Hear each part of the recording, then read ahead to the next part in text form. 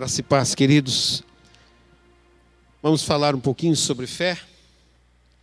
Firme fundamento. A palavra de Deus nos diz em Hebreus, capítulo 11, versículo 1. Se você tem sua Bíblia, você pode abrir. Se ela é de papel e não está marcada nesse texto, marque agora mesmo. Se é no seu aplicativo, tem como marcar também.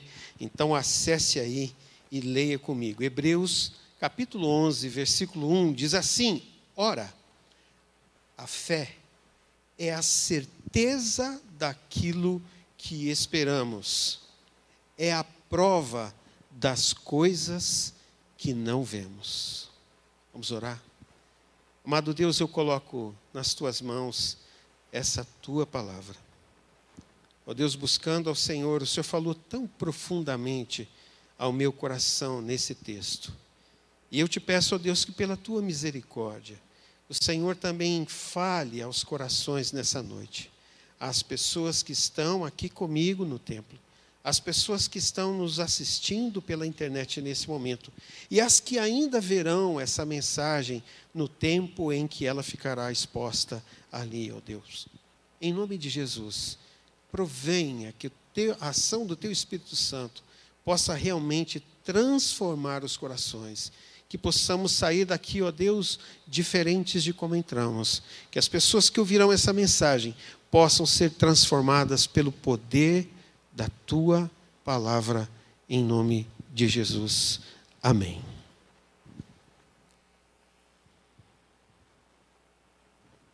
Opa! Escureceu tudo. Muito bem. Com certeza, você já passou por essa experiência na sua casa ou em algum lugar que você estava, não é? De repente, acaba a luz. De repente, você está no escuro. Estava tudo bem, estava tudo normal e, de repente, uf, acaba a energia. Alguns anos atrás, vou contar uma coisa engraçada para vocês. Alguns anos atrás, eu viajava muito. E, às vezes, numa semana, eu rodava 2.400 quilômetros. Era muito cansativo e era a minha ocupação naquela época. E, então, eu tinha que percorrer essa distância toda, de segunda até sexta, às vezes sábado, para alcançar esses objetivos. Com isso, o que acontecia? Cada dia eu estava em uma cidade e cada noite eu estava em um hotel diferente. E cada quarto de hotel era diferente um do outro, né? O banheiro era desse lado, o outro banheiro era atrás, o outro banheiro era na frente, a outra parede ficava bem perto da cama, o outro... Entende? E aí a minha cabeça não conseguia memorizar muito bem assim aonde ficavam as paredes ou os móveis e assim por diante. O que acontecia? Durante a noite eu me levantava e não foram poucas as vezes que eu dei de testa na parede, né? Achando que eu ainda estava no outro quarto de hotel e eu me virava, ou achando que eu estava em casa e dava ali com a canela em algum móvel. O que me faltava? Por que acontecia isso comigo? Isso acontecia porque eu não tinha conhecimento do lugar onde eu estava. Eu não sabia, por alguns milésimos de segundo, aonde eu estava. E algumas vezes eu não me lembrava mesmo. E eu tinha que correr ali na cama de volta, catar o celular ou tentar acender ali a luz para saber onde é que eu estava e para que lado que era o bendito banheiro ou a saída. Queridos, em grego, a palavra fé tem o significado de crer e confiar. Crer e confiar. Guarda isso no seu coração. Por quê? Quando as luzes aqui se apagaram, por que você não saiu correndo? Por que você não entrou em desespero? Talvez por um momento você falou, olha, o que está acontecendo, né? Mas ninguém saiu correndo, ninguém gritou aqui, né? a gente pôde observar só um silêncio, assim, todo mundo esperando para ver o que ia acontecer. Mas ninguém entrou em desespero. Por que que isso aconteceu? Mesmo você não enxergando muito bem. Porque você sabia aonde você estava. Você confiava que a companhia de energia, se fosse um blackout ou algo parecido, logo restabeleceria a luz, ou as luzes de emergência se acenderiam. Isso quer dizer o quê? De alguma forma, você tinha conhecimento. Moody, no seu comentário bíblico, disse certa vez que, falando sobre esse versículo, ele disse que a fé, preste bem atenção, a fé é a confiança naquilo que não se vê. Ok? Até aí, igual o versículo. Não é a confiança no que não se conhece. Conseguiram entender e captar? A fé é a confiança naquilo que não se vê, mas não é a confiança naquilo que não se conhece. Para ter fé, portanto, nós precisamos de algum conhecimento. Para ter fé, para acreditar que Deus está movendo sobre a sua vida, sobre a minha vida, eu tenho que ter algum conhecimento de Deus. Estamos iniciando um novo ano. Hoje é só dia 5. Algumas mudanças grandes estão por vir ou já aconteceram. Eu não sei por que provas, por que desafios eu vou passar esse ano. Você também não sabe. Por que provas, por que desafios. Qual é o nosso nível de conhecimento do ano de 2023? Quase nenhum. Não é mesmo? Nós temos então um desconhecimento pela frente. Mas por que eu estou dizendo isso? Por que eu estou falando sobre isso? Uma das coisas que eu mais gosto na Bíblia é que ela não esconde os defeitos dos seus principais personagens. Você já percebeu isso? Ela muitas vezes escancara os defeitos de alguns grandes homens. Eu posso citar aqui Abraão, eu posso citar aqui Jacó, eu posso citar aqui Davi, eu posso citar Pedro. Mas já que nós estamos falando e conversando um pouco aqui sobre fé, então vamos falar sobre o pai da fé, Abraão. Vejam bem, em Gênesis capítulo 12, nós temos ali o primeiro desafio, ou a primeira prova pela qual Abraão passou. Vamos recordar a história? Abraão vivia lá em Ur dos Caldeus, uma região muito boa, de terra fértil, muito produtiva. Ele já era um homem de muitas posses, e Deus pega e fala para ele assim: Abraão, eu vou te tornar um pai de uma grande nação. Larga a tua parentela, larga a tua terra, e vai para a terra que eu te mostrarei. Imagine você receber esse recadinho de Deus. Ó, tá tudo bem com você? Beleza. Agora larga tudo e vai para onde eu ainda vou te mostrar. Por que ele é considerado pai da fé? Mas aí ele obedece a Deus. E ele sai de Ur dos Caldeus e vai vagando e chega na terra de Canaã, que foi a terra que Deus lhe mostrou. Mas, curiosamente, ele vai a Neguebe. Neguebe é um deserto lá em Israel. Até hoje, uma terra de sequidão. Uma terra que os israelitas, com muita tecnologia, hoje têm feito frutificar. Mas, naquela época, dependia muito da chuva. A Bíblia fala sobre as torrentes de Neguebe. As torrentes de Neguebe são rios que ficam secos durante a maioria do tempo. Mas quando chove, pela sequidão da terra e porque ela está muito dura, qualquer chuvinha forma uma torrente, um rio muito caudaloso naquela região. Mas é uma região que depende muito da chuva. E justo na época que Abraão chega em Neguebe, o que está acontecendo? Uma grande seca. Havia fome naquela terra. E sabe, queridos, mesmo confiando em Deus, como ele confiou, saindo de Ur dos Caldeus e vindo lá para a terra de Canaã, no momento em que ele se deparou com essa situação de seca, o que ele fez? Eu vou para o Egito.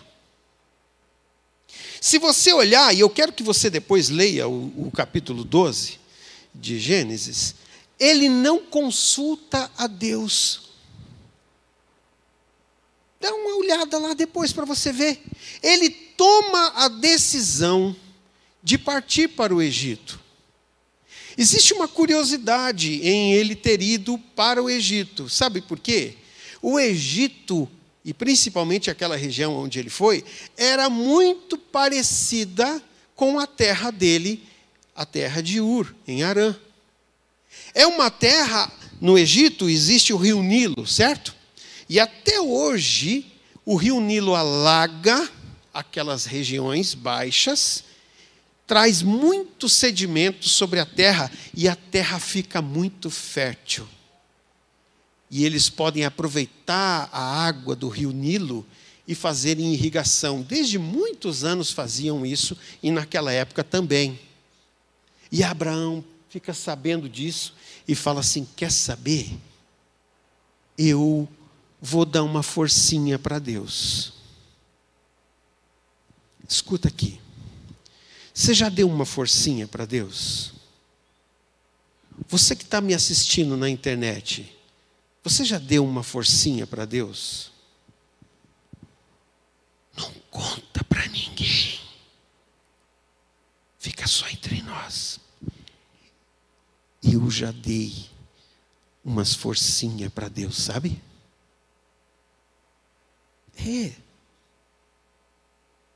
Assim, dá uma mãozinha, né? Quebrei a minha cara quando fiz isso. Você já quebrou a cara também? Estou vendo umas cabeças balançarem aqui. Se você também quebrou a cara, coloca aí no comentário, aí no vídeo. Queridos, Abraão pega e fala assim: bom, Deus providenciou essa palavra, me deu a terra, mas ele não vai cuidar desses detalhes. E aí ele toma uma decisão: bom, vou lá para o Egito. Quando ele chega no Egito, de cara, mal passou a fronteira, ele falou: tem um problema aqui. A minha esposa é linda demais. Só um detalhe, queridas mulheres que estão aqui, que estão me ouvindo. Sara, na época, tinha 65 anos. Infelizmente, a Bíblia não fala que creme ela usava, ok? Então, não posso ajudar vocês. Mas o fato é que Sara era linda. Mesmo com 65 anos de idade. E aí ele falou assim: bom, estou chegando numa terra onde ninguém me conhece, a minha esposa linda desse jeito, o que vão fazer comigo? Me matam, ficam com a minha esposa e com a minha riqueza ainda. Então ele chega para Sara e Sara, o seguinte: tu é linda demais. E isso vai ser problema para mim. vou fazer o seguinte. Vamos falar que você é minha irmã. Assim, se alguém quiser ficar com você, vai ter que dar um dote para mim. A gente dá uma enrolada nesse cidadão e depois que passar a fome, a gente vai embora. Jeitinho para resolver um problema. Beleza. Mal passou a fronteira, o que acontece? A homarada lá do Egito, uau! Não sei que nome eles davam, mas hoje chamariam que gata, né? 65. E aí, ninguém mais, ninguém menos, fica sabendo da tal história da mulher linda. Sabe quem? Faraó. Justo rei. Justo Faraó ficou sabendo da história da mulher bonitona. E mandou chamar. E chegou pro... Quem que é essa? Não, é minha irmã. Não é? Uhum. É o seguinte, eu vou querer ela para mim, certo? Aí, então vou te dar bois, vou te dar... pode ficar aí nessa terra, porque daí ela vai ser minha esposa. E ele então leva, e naquela época existia um tempo de preparação até que ela realmente se tornasse esposa dele. Mas ele já leva. Tudo estava dando certo. Não é? Dei uma forcinha para Deus. Ainda de quebra, peguei um dote. E beleza. Daqui um tempo, vamos embora. Queridos, ele tentou, da sua maneira, dar um jeitinho. Mas o que Deus tinha prometido mesmo para Abrão? Que ele se tornaria o quê? Pai de uma grande nação. Através de quem? Da sua esposa. Mas ele estava entregando a esposa para outro. Quase que ele estraga todo o plano de Deus. Talvez eu e você já tenhamos estragado planos de Deus na nossa vida. Deus envia uma praga. A Bíblia não fala qual foi a praga. Alguns teólogos, alguns estudiosos pensam que talvez até mesmo seja alguma doença na área sexual. Mas o fato foi que Faraó entendeu que era porque aquela mulher ali tinha alguma coisa, não estava certo aquilo ali. E queridos, a Bíblia fala que Faraó manda chamar Abraão. E fala, o que você fez? Ela é sua mulher. Olha a praga que você trouxe sobre nós. Por que você fez isso? E queridos, a Bíblia fala que Abraão ficou quietinho. Até porque se ele abrisse a boca era capaz de morrer ali mesmo, né? A primeira lição que eu quero trazer para vocês. Quando você quer ajudar a Deus, quando você quer fazer o papel de Deus, você fica sem autoridade. Abraão poderia ter usado daquela oportunidade para falar sobre o poder de Deus, sobre aquilo que Deus havia prometido a ele. Ele poderia modificar a história daquela nação. Ele era o profeta ali naquele lugar, naquele momento. Mas ele estragou e ele teve que ficar quieto. Não perca a autoridade que Deus te deu. Procure viver o centro da vontade de Deus para a sua vida e você vai ter autoridade para falar sobre Deus para outras pessoas. Mas eu quero correr com 5 princípios muito interessantes que nós aprendemos com Abraão. Escute. Tome isso para a sua vida, ok? Quando Deus promete, os fins, Ele providencia os meios. Amém? Quando Deus promete os fins, Ele providencia os meios. Abraão acreditou na promessa de Deus, mas achou que Deus não cuidaria dos detalhes. Ele achou que uma fome seria um atrapalho para Deus e que ele tinha que dar uma forcinha. Querido, se Deus tem promessas para a sua vida, e eu creio que tem, Ele vai providenciar os meios. E quando eu estou falando isso, eu estou falando para mim também, porque Deus falou muito fortemente ao meu coração, num desafio muito grande que eu terei esse ano. Eu te prometo, eu darei os meios. Eu cuido dos detalhes. Ou você acha que Deus só cuida de coisas grandes, gigantes? Não, os detalhezinhos, se vira aí. Não, querido.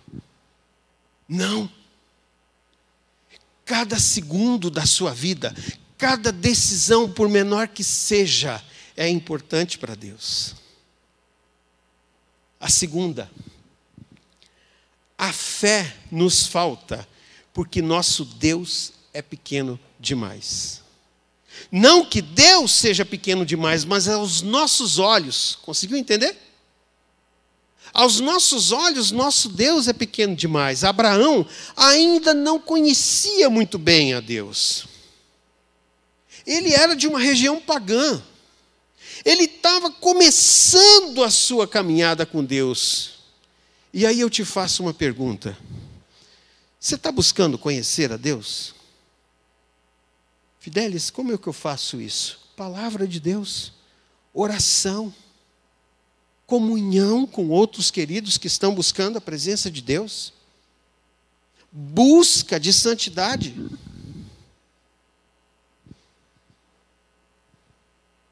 O terceiro aspecto é que a ética circunstancial, ou seja, a decisão que você toma com relação ou pensando na circunstância do momento, é errada, pois ela não leva em conta a soberania de Deus. Eu vou explicar. Deus nunca nos colocará, escuta, anota isso. Deus nunca nos colocará em uma situação em que o pecado seja uma opção. Entendeu bem? Deus nunca nos colocará, nunca. Não, se você mentir agora, depois você pede perdão. Não, querido. Deus nunca fará isso. Sempre e sempre, com Deus, a verdade será a melhor opção. A Bíblia nos diz em 1 Coríntios, capítulo 10, versículo 13, o seguinte versículo: não vos sobreveio tentação que não fosse humana, mas Deus é fiel e não permitirá que sejais tentados além das vossas forças. Pelo contrário, juntamente com a tentação, vos proverá livramento, de sorte que a possais suportar. Fidelis, você está falando isso porque você não sabe o tamanho do pepino que eu estou. Quer ouvir uma palavra preciosa? Se Deus está dando uma prova muito grande para você que está me ouvindo na internet, é porque Ele sabe que você tem forças para superar. Opa, mas era para ouvir um amém bem mais forte que só esse aí. Está grande a prova? Está grande? Pois saiba que se Deus está permitindo isso, é porque você consegue superá-la. Estou passando, não tem um cântico que diz assim? Estou passando pela prova, dando glória a Deus. Se Deus está mandando uma prova grande, querida, é porque você tem forças. Ouvimos um testemunho da Fernandinha aqui, do nosso querido Rogerinho. Quem ouviu? Na virada de ano. Gente do céu, é de arrepiar. Câncer.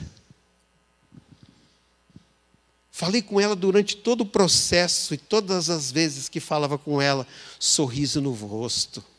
Carequinha, inchada, sorriso no rosto. Passando por dores e toda aquela coisa da quimioterapia, sorriso no rosto. Ela mais alimentou a gente de esperança e fé do que a gente a ela. De verdade mesmo, eu falei isso para ela. Agradeci a ela por participar desse processo com ela, porque realmente aprendemos demais com isso.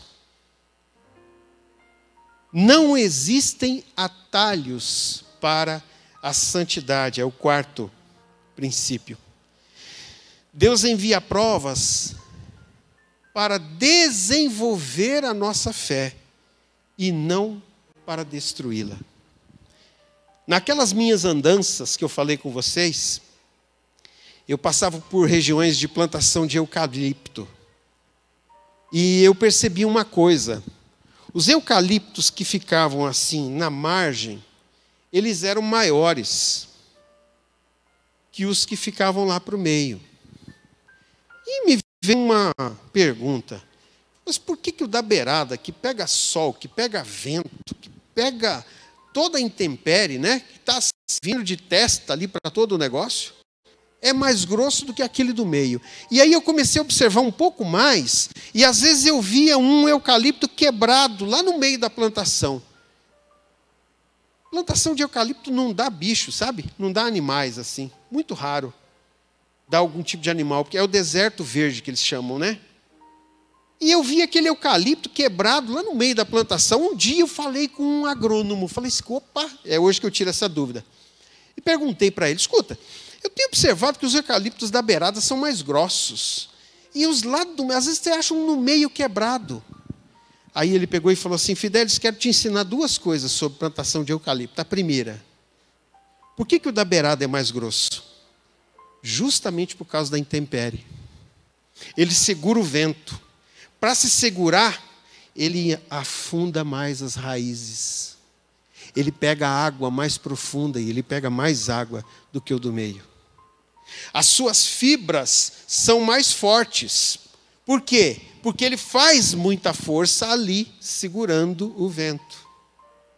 O do meio recebe menos sol, não aprofunda tanto a raiz, pega menos água, as suas fibras são mais fracas. E outra coisa que ele falou, quem falou que o vento só sopra assim? Algumas vezes o vento sopra assim.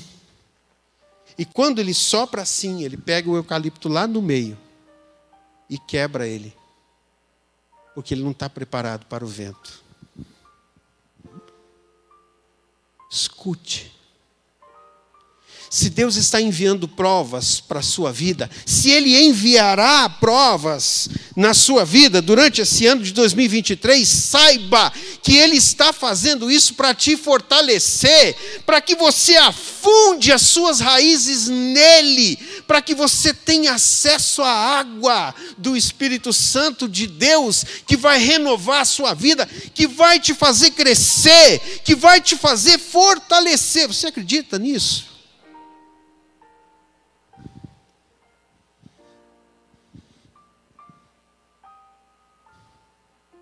Jeremias, capítulo 29, versículo 11. E outro versículo que, se você não tem marcado, anota aí. Porque sou eu que conheço os planos que tenho para vocês, diz o Senhor. Planos de fazê-los prosperar e não de lhes causar dano. Ei, trocou o governo? Ei, você não sabe o que vai acontecer amanhã? Porque sou eu que conheço os planos que tenho para vocês, diz o Senhor. E graças a Deus não termina aí, continua a bênção, olha só.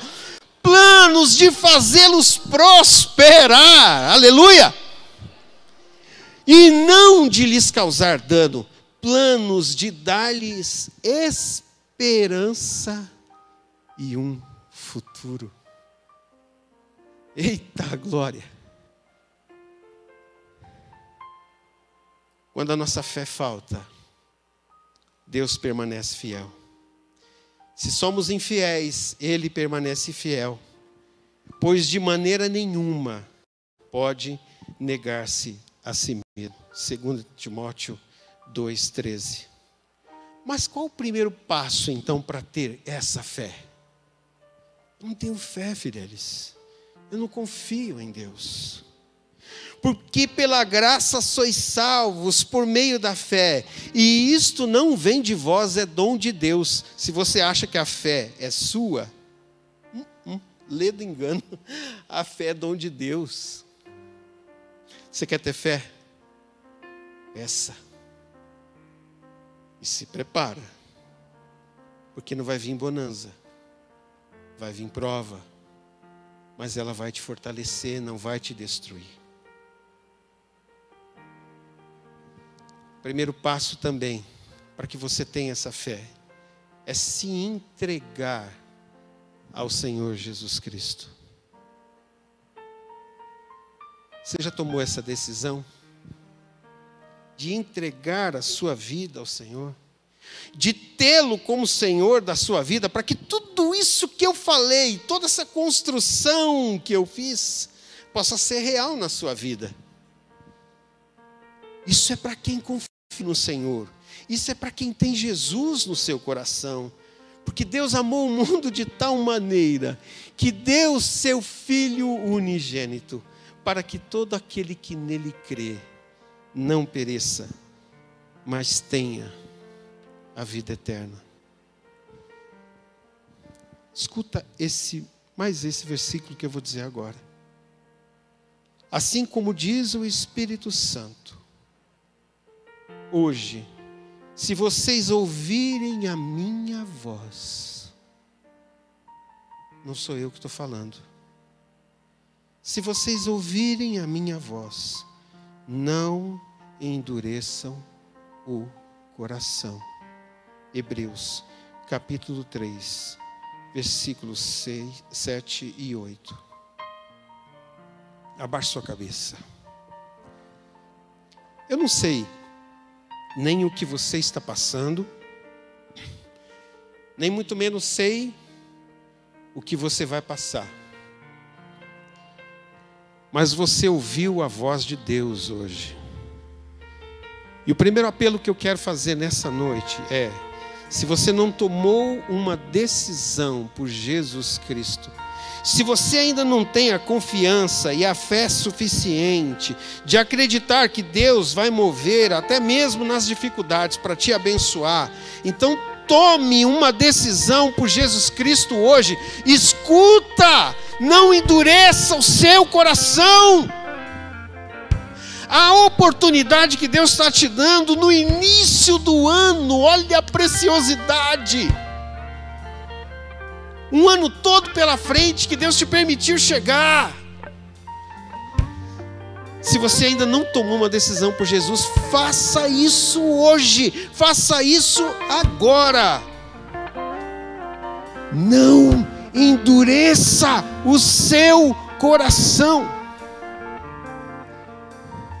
Alguém aqui tomou essa decisão? Se você tomou essa decisão, levante a sua mão, declarando, num ato de fé, amém, Deus seja louvado. Mais alguém? Mais alguém tomou essa decisão de fé nesse momento? Entenda, é o seu primeiro ato de fé, é confiar que Deus vai estar com você, que o Espírito Santo de Deus vai te abençoar mesmo no meio da tempestade. Mais alguém tomou essa decisão? Amém, amém, amém. Vamos ficar de pé.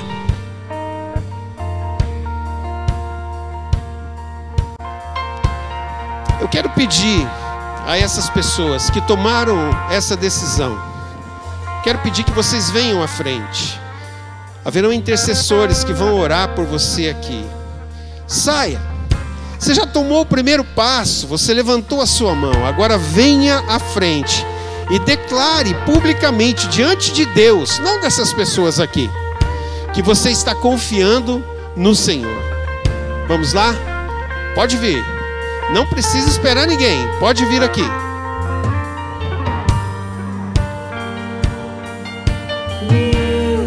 Gerações da família e teus filhos e os filhos de teus filhos, que a bênção se derrame até 1000 gerações da família e teus filhos e os filhos de teus filhos, se derrame até 1000 gerações da família e teus filhos e os filhos de teus filhos, que a bênção se derrame até 1000 gerações da família e teus filhos e os filhos de teus filhos, que a bênção se derrame até 1000 gerações da família e teus filhos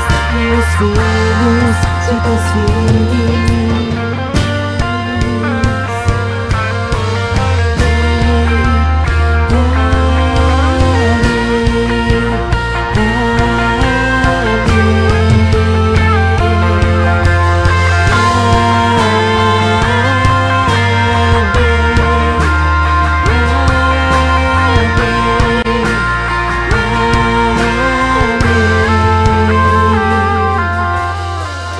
Amado Deus, essas pessoas que estão à frente aqui num ato de fé, levantaram as suas mãos e estão entregando a sua vida, o seu coração ao Senhor.